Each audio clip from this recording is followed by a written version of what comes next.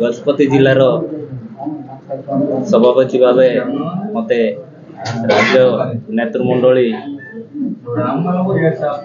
मते चयन कर आमर प्रदेश राज्य सभापति मनमोहन सामल, मुख्यमंत्री मोहन चरण माझी तथा सांसद प्रदीप पाणिग्राही एवं पूर्वतन विधायक एवं पूर्वतन जिला सभापति के नारायण राव महोदय एवं मोर प्रिय बाबुला भाईना मु सहित आगुर भी अच्छी एवं जगन्नाथ भाई एटा होची प्रक्रिया भारतीय जनता पार्टी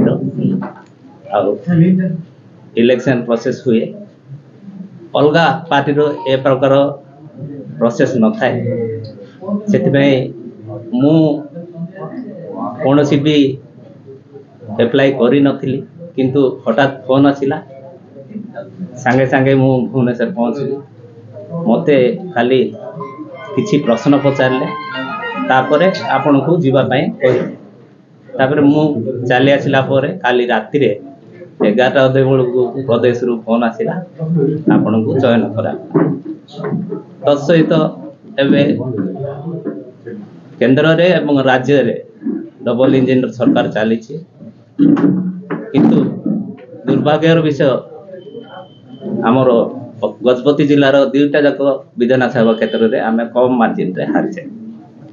आगामी दिन में पंचायत इलेक्शन आसुची से विश्वास रखिकी पार्टी मते दायित्व गुरु दायित्व दे किंतु मु समस्त को धरिक चाहिए चलिबी एवं